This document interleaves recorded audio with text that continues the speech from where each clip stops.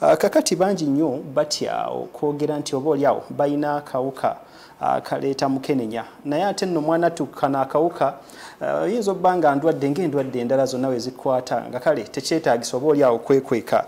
Leero tukuleetedde Angel Kyakunzire nga ye ssenkulu wa Uganet nga yazaalibwa n'akawuka kano kati aweereza ddala emyaka 31.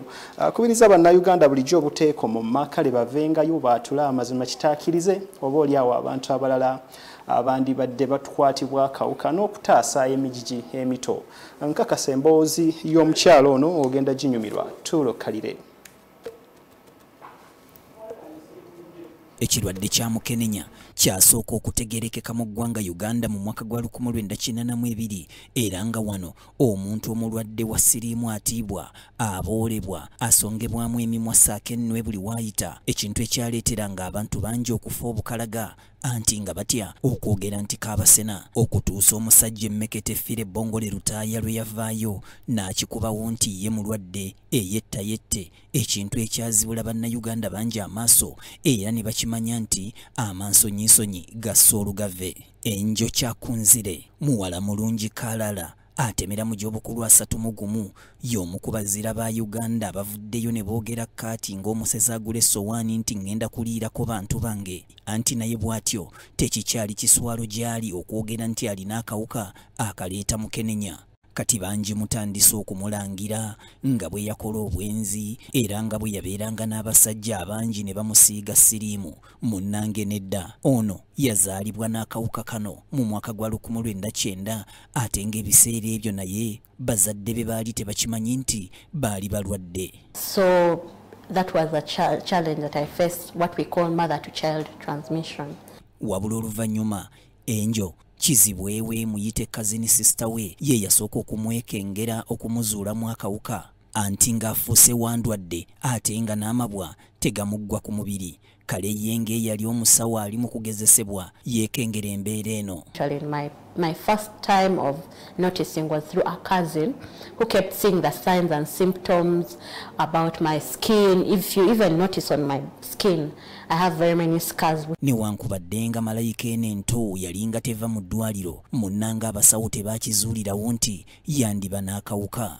Because I had very many issues with my body, with my health, and I was in and out of hospital all the time. Taata wa Angel bwe yafa yamuleka wa myaka 2 gyokka ate nga naye we baamuzuulira nti alina akawuka ne maama we ekiri atabaala kyali kitandise okumubala embiriizi. Kale wano kizibwewe we yasabira olukusa nti akeberebwe era onaamutwalanga muzira we kubanga yali yaggwawo dda anti ng'obutafaali bw'omubiri gwe ziyite CD4 counts nga wammaziri wansi ddala.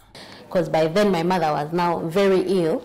I had lost my father when I was 2 years, so my mother was very ill with still HIV, and she was really going through a lot of hell with it. Ono mbagirawo baamutandisa eddagala era nga baamutandisa na Septrini ate nga n'ebyobujjanjabi ebiseera ebyo mwana wattu byali bya lusuluuju.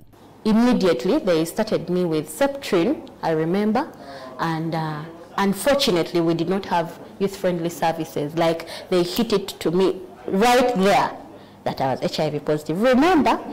Angel olwakamutema nti yakyaza dda Naganga obwongo bwakyankalana anti ekyamujjira mu mutwe kyali nti kati yali alya bisemba anti ku ssomero baalinga babasomesa nti omuntu yenna bw'afuna akawuka ka mukenenya afiirawo, ekintu ekyamuletera okwekyawa.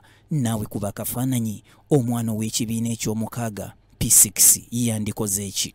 In school we used to learn about these things. When you have HIV AIDS you're dying. And that was another trauma that I had to face. I knew I was dying. I started having suicidal thoughts. Emyaka egyo gyonna okuva mu kibiina ekya P6 y'ekyawa anti ng'ebirooto byafuna byakufa aloota bamutwala okutuusa lwe yayingira siniya ey'okutaano bw'atyo ne yeegatta ku kiraabu y'essomero ey'omusalaba omumyufu eya Red Cross. I was not social. I was a loner. I was just by myself. Like all I was thinking about is death. Angel ekibiina kino kyamuyamba nnyo n'abeera mujagujagu wamma ggwe n'afuna n'obuvunaanyizibwa mu kibiina kino obw'obukulembeze, ekintu ekyamwongera amaanyi n'okwekkiririzaamu okutuusa lwe yawangula emisomo gye era bw'atyo n'atandikawo n'ekibiina ekirwanirira eddembe ly'abantu abawangaala n'akawuka ka mukenenya ekya Uganet. And here I am today being an advocate for people living with HIV.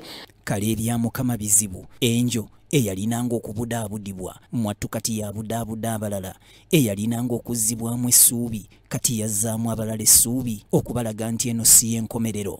Malayika alombozza obuzibu bwe basanga ng'abawangala n'akawuka akaleeta mukenenya omuli okwennyamira, okwekyawa, okufuna ebirowoozo ebyokwetta wammaggwe embeera gye bayitamu ebanzibu ddala. That self-stigma, self-pity, self-neglect, those are usually the first things.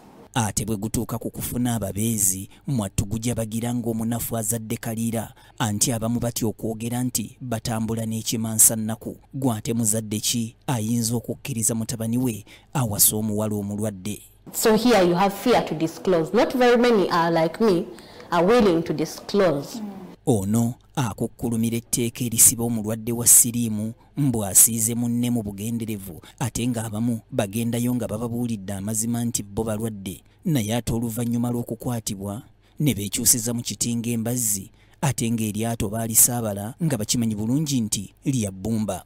But there are also cases that we have found where someone is aware of your status. They know you're HIV positive, but this person is using it as a blackmail. Gw'omusawo owuliriza bino olina okukebera omuntu akawuka ka siriimu ng'akukkiriza ate si kumala gasaasaanyaliza akisize mu lukale. Then forced disclosure or disclosure by the health worker of our status. Yes, we appreciate that when we go for testing, it's supposed to be on consent. We need some consent. Angela agamba nti bangi abalina akawuka kano baagala nnyo okusaasirwa okubeera nga babakwatirwa ennaku ekintu ekibaleetera obaolyawo okufiirwa emikisa egimu. Ayagala bamusaasire nga buli kaseera mu relationship.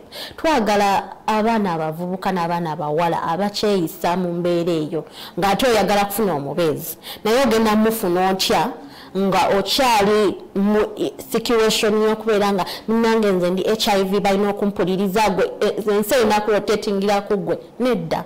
Ffenna tuli bantu whether you're HIV positive oba tolina kawuka oba okalina ffenna ensonga eri emu nti tuli bantu. Kale ggwe omuvubuka wenna eyeefuula omusawo naye ng'ebyuma by'okozesa okozesa maaso go wuulira bino. Abavubuka bangi nnyo ebweru eyo mukebeza nnyo amaaso.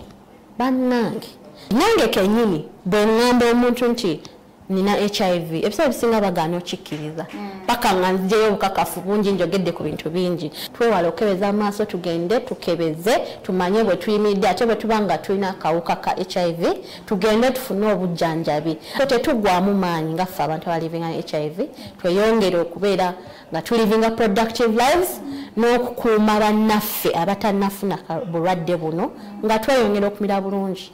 Ekirwadde kya mukenenya kisinga okwegiriisiza mu bantu abali wakati w'emyaka 15 n'enkaaga mu ggwanga Uganda. Bano nga bakola ebitundu 6 n'obutundutundu 2 ku buli 100 ng'ebitundu 7 n'obutundutundu 6 ku buli 100 ku bantu abawangala n'akawuka kano bakyala ate ebitundu 4 n'obutundutundu 7 basajja be bawangala n'akawuka ka mukenenya. Era nga bo balabala abantu abawera ddala akakadde kamu emitwalo 2 abali wakati w'emyaka 15 n'enkaaga be bawangala n'akawuka ka mukenenya. Okusinziira ku kunoonyereza abakyala abali mu bibuga be basinga okubeera n'akawuka kano bano nga bakola ebitundu 9 n'obutundutundu 8 ku buli 100 okusinga ku bakyala abali mu kyalo abakola ebitundu 6 n'obutundutundu 7. Kale ggwe wenna akyalinamu amagezi agategeera era ng'osobola okwawula ekirungi n'ekibi ng'osobola okwewala akawuka ka mukenenya bambi keewale kubanga embeera abantu bano gye bawangaliramu si nnyangu.